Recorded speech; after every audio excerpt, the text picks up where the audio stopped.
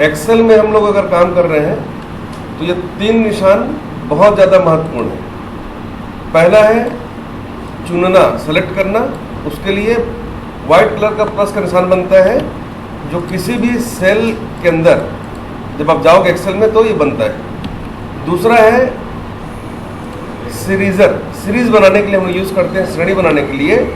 जब भी किसी सेल के राइट साइड में आप नीचे में यहाँ पर जाओगे राइट कॉर्नर में, तो ब्लैक कलर का प्लस का साइन बनता है, इसको बोलते हैं सीरीज बनाने का साइन। और एक बनता है ऐसा साइन जो मूव करने के काम में आता है, एक जगह से दूसरी जगह में सेल को ले जाने के लिए। जब आप इसके बॉर्डर को टच करोगे इस तरीके से तो ये निशान बनेगा। इसका सबसे अच्छा एग्जाम्पल मैं आपको बताता हूँ। जैसे मैंने यहाँ पर लिखा है, देखो ध्यान से, यहाँ पर मैंने लिखा है जनवरी, ठीक है। जनवरी की स्पेलिंग सबको आता है ना? तो नहीं आता है, नहीं आता है जनवरी का स्पेलिंग। मई का आता है, मई का क्या है स्पेलिंग बोलो तो? MAY, ठीक है। अच्छा, संडे, ये हो गया संडे, और ये हो गया 1 और 2। इतना ही आपको कीबोर्ड से लिखना है। क्या? कीबोर्ड से इतना ही लिखना है। अब इस मई को उठाकर, ये देखो यहाँ से मूव कराना है तो बॉर्डर को पकड़ो, यहाँ नहीं पकड़ना, बीच में नहीं पकड़ना, ये कहीं नहीं जाएगा। क्लिक करने के बाद इसके बॉर्डर को पकड़ना है और उठा के लाके यहाँ रख दिया। ये आगे मई।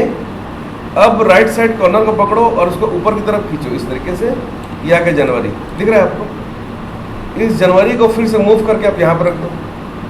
1 और 2 को सेलेक्ट करो, बीच से क्लिक करके सेल के बीचों बीच क्लिक करना है और खींचना है, ये सेलेक्ट हो गए दोनों। अब बॉर्डर को टच करना है और यहाँ से खींचना है, ये मूव हो गए। यहाँ पर संडे को क्लिक करना है इस तरीके से, और यहाँ पर डाउन कॉर्नर को राइट साइड में पकड़ के धीरे धीरे खींचिए आप, तो ये हो गया आपका सैटरडे तक का पूरा सीरीज बन गया। अब ये जो साल है 2024, ये कब शुरू हुआ था? मंडे को शुरू हुआ था। तो 1 और 2 दोनों को सेलेक्ट करो, बीचों बीच क्लिक करके ऐसे ड्रैग करके।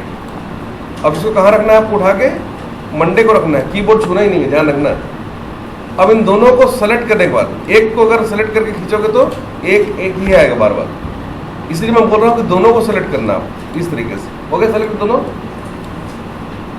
अब इस कॉर्नर को पकड़ के धीरे धीरे खींचो नीचे की तरफ, तो देखो ये बन जाएगा आपका 1 2 3 4, क्योंकि इसके बीच में एक का गैप है, एक का डिफरेंस है, उसी के हिसाब से, डिफरेंस के हिसाब से ये सब बना दिया है। और जानबूझ के मैंने 6 पे नहीं रोका इसको, 7 8 9 10 भी मैंने सीरीज बनाया।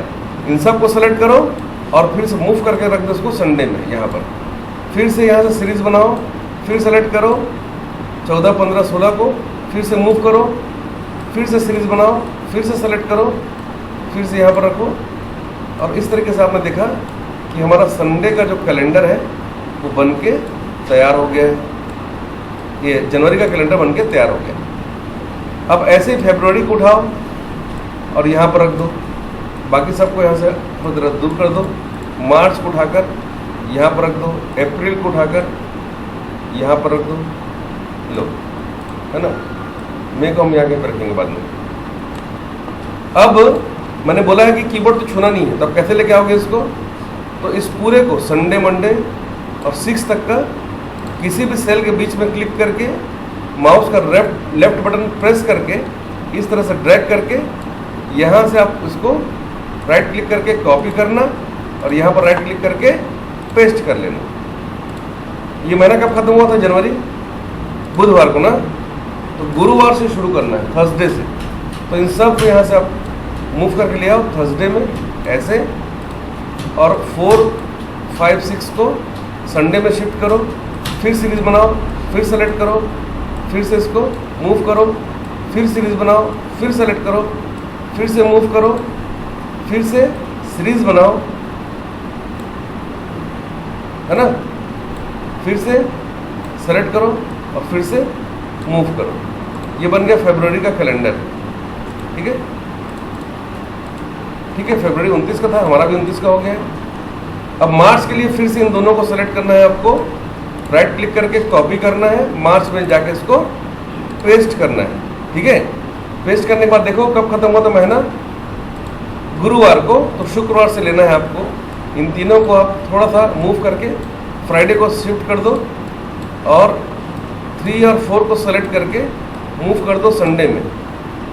फिर सेलेक्ट करो, फिर सीरीज बनाओ, फिर सेलेक्ट करके मूव करो, फिर सीरीज बनाओ, सेलेक्ट करो, मूव करो संडे में। इसी तरीके से इस प्रोसेस को आपको चलाते चले जाना है, तो आपको मार्च का भी कैलेंडर बन के तैयार हो जाएगा। ठीक है, 31 तारीख को मैं यहाँ पर रख देता हूँ, ये लो, हो गया, ठीक है ना। अब अप्रैल ये महीना कब शुरू होगा? सोमवार को। तो सोमवार तो मेरे पास ऑलरेडी है, तो क्यों ना मैं इस पूरे को ही सेलेक्ट कर लूँ, राइट क्लिक करके कॉपी कर लो और यहाँ पर पेस्ट कर लूँ, तो ये पूरा रेडी हो गया। पर अप्रैल जो है वो 30 का होता है, इसलिए मैं इसको एक कम कर देता हूँ, मतलब एक खाली वाले को, खाली सेल को क्लिक करके इसको ऊपर की तरफ मूव कर देना, सीरीज बना देना, तो ये हो गया। अब अगला महीना कब शुरू होगा? बुधवार को, ठीक है। तो फिर से इन दोनों को सेलेक्ट करके राइट क्लिक करना है, कॉपी करना है और यहाँ पर जाकर पेस्ट कर देना है, ठीक है। इसको कहाँ पर शिफ्ट करना है? बुधवार को। तो बुधवार को इसको मूव कर दो और बाकी सबको सेलेक्ट करके संडे में शिफ्ट कर दो। इस तरीके से आप इसको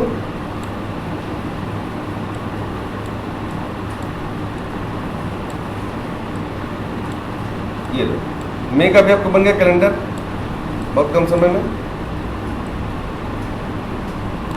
हो गया,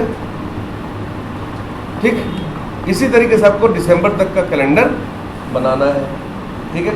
कैलेंडर बनाने के बाद अब जनवरी को यहाँ से लेकर यहाँ तक सेलेक्ट करना है, बीचों बीच क्लिक करके। यहाँ पर एक कमांड है मर्ज एंड सेंटर, क्या है? मर्ज एंड सेंटर, जोर से बोलो, हाँ भूलना नहीं है, इसको क्लिक करना है और थोड़ा सा इसको आप साइज बढ़ा दो, बैकग्राउंड को चेंज कर दो और फॉन्ट का कलर भी यहाँ से बदल दो आप इस तरीके से, और संडे का भी कलर आप चेंज कर दो यहाँ से इस तरीके से, ठीक है। ये मैंने चेंज कर दिया है, देखो। और बाकी सबको सेलेक्ट करके अभी सबका कलर, बैकग्राउंड कलर चेंज कर दो और अब सबको सेलेक्ट करके यहाँ से बॉर्डर बनाना है, ऑल बॉर्डर, हो गया। अब सबको ऐसे बनाना है तो बहुत समय लग जाएगा क्या? तो अब एक काम करो, इस पूरे को सेलेक्ट करो, जनवरी वाले को, ठीक है, जनवरी वाले को सेलेक्ट करना, पूरा कैलेंडर को जनवरी का, और फॉर्मेट पेंटर को क्लिक करना है, ठीक है। समझ में आ रहा है आप लोग को? उसके बाद फरवरी में क्लिक कर दो, ये भी वैसी हो गया। फिर फॉर्मेट पेंटर मार्च, फॉर्मेट पेंटर अप्रैल, फॉर्मेट पेंटर मई, फॉर्मेट पेंटर जून, फॉर्मेट पेंटर जुलाई, ये सब बनता चला जाएगा, बस आपको यही करते जाना है। तो सब के कैलेंडर जो आप जो बनाने वाले हो, सब का जो फॉर्मेट सेम टू सेम होता चला जाएगा। इस तरीके से आपको दिसंबर तक का कैलेंडर बनाना है, समझ में आया? अब कैलेंडर तो आपने देखा भी होगा, मोबाइल में भी रहता है और आपके घर की दीवारों में भी लगा रहता है। इस कैलेंडर में ऐसा क्या खास बात है? इस कैलेंडर को आप रिमाइंडर की तरह भी यूज़ कर सकते हो, ठीक है। जैसे मैंने अभी मई 14 तारीख, मतलब कल एजेंट को 300 रुपये पेमेंट किया है और मैं चाहता हूँ कि मैं उसको लिख के रखूँ, तो इसका कलर आप चेंज कर लो यहाँ से इस तरीके से, और यहाँ पर क्लिक करने के बाद आप यहाँ पर चले जाना रिव्यू में और कमेंट को क्लिक कर देना। अब इंग्लिश में मेरा हाथ बहुत अच्छा नहीं है तो मैं इसको हिंदी में लिखना चाहता हूँ, तो आप सब मिटा दो, इस कमेंट के अंदर में राइट क्लिक करके फॉर्मेट कमेंट में जाना और यहाँ से आप हिंदी का कोई फॉन्ट या जिस भाषा में आप काम करते होगे, हिंदी, इंग्लिश, तमिल, तेलुगु, मराठी, जो भी आपको पसंद है वो भाषा आप यहाँ से सेलेक्ट कर लेना, फॉन्ट सेलेक्ट कर लेना, उसको बोल्ड, इटैलिक, अंडरलाइन करना चाहते हो तो कर लेना भैया। उसके बाद फिर थोड़ा साइज बड़ा कर लो इसको, है ना, और यहाँ पर जो लिखना चाहते हो आप उसको आप लिख देना, ठीक है। तो मैं यहाँ पर लिखने वाला हूँ, ये मैंने ओपन कर दिया, इसको ओके कर दिया है और यहाँ पर मैं लिख देता हूँ कि मैंने 300 रुपये राम कुमार को, ठीक है, रिपेयरिंग के लिए दी। मतलब मेरा कहने का मतलब ये है कि आप छोटा भी लिख सकते हो और बड़ा भी लिख सकते हो, इसको थोड़ा बड़ा कर दो, ये लो, ऐसा भी कर सकते हो आप, अब जब भी आप इस रेड कलर का बैकग्राउंड देखोगे तो आप यहाँ पर माउस के पॉइंटर को लेकर जाना तो बता देगा कि उस दिन क्या है। इसी तरीके से आप किसी का जन्मदिन है, किसी की एनिवर्सरी है ना, आपको किस दिन कहीं जाना है, वो सभी चीज़ों का रिमाइंडर बना कर रख सकते हो। तो जब भी कैलेंडर को ओपन करोगे आप तो कैलेंडर से पता चल सकता है आपको कि आपको किस दिन कौन सा काम करना है। इस तरीके से भी आप इसको यूज़ कर सकते हो। यही आपको बनाकर दिखाना है, यही आज का टास्क है। ठीक है।